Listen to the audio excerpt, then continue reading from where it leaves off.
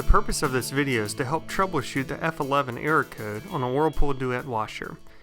These washers are notorious for the dreaded F11 and FDL error codes. These error codes can be used to help narrow down which control board has failed. The FDL error code can be caused by a faulty door lock or the central control unit, often called the CCU. The more common failure is the CCU. The F11 error code can be caused by the CCU or the motor control unit, also called the MCU. If you are receiving the F11 error code intermittently, you will need to have your CCU repaired.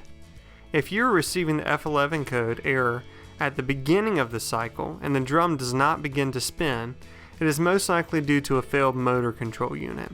At this point, we would recommend sending both your CCU and MCU to us for testing to help diagnose the failure.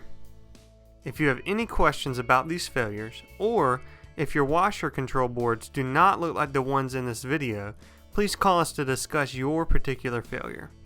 This video is intended for informational purposes only. Circuit Board Medics is not responsible for any damage incurred while removing the items from your washer.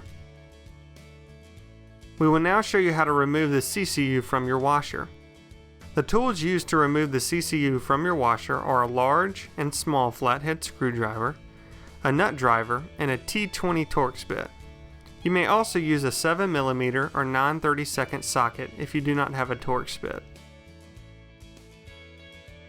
We'll start by removing the top to the machine. You'll need your T20 Torx bit and nut driver. Remove the 3 screws holding the top in place.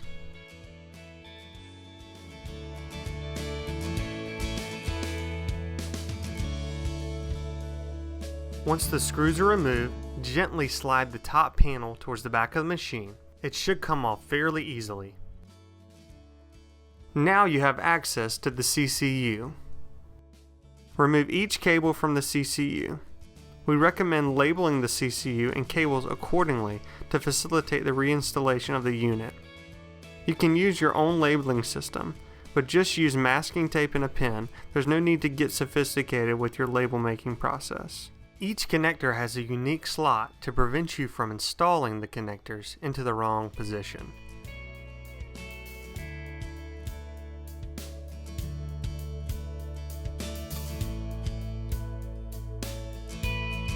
Now you'll notice there are some small tabs helping secure the blue cables in place. These can be a little tricky to remove, but just pry these up with one finger as you pull the cables out. Or you can use a small flathead screwdriver to rotate the cable forward while applying pressure. The tabs are fragile and sometimes brittle, but it's not devastating if you happen to break one. The machine will still work properly without those tabs.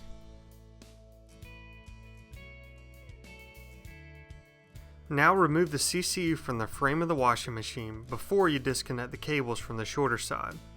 This will give you a little more room to work with. Notice that only the 2 outer tabs actually need to be pried up. Use a larger flathead screwdriver to gently, that's the key word here, gently pry up the tabs and slide the CCU off the frame.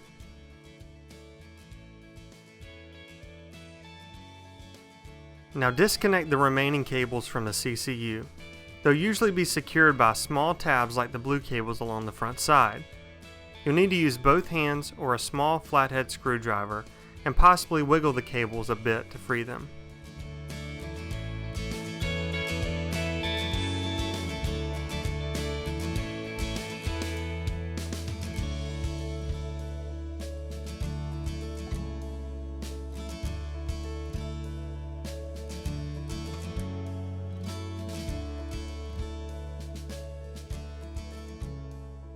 At this point, you've completely removed the CCU. We do not recommend trying to disassemble it further, as the plastic case does provide additional protection during shipping. You also eliminate the risk of damage to the circuit board from electrostatic discharge if you do not attempt to remove the housing. Reinstallation is simply the reversal of the removal process.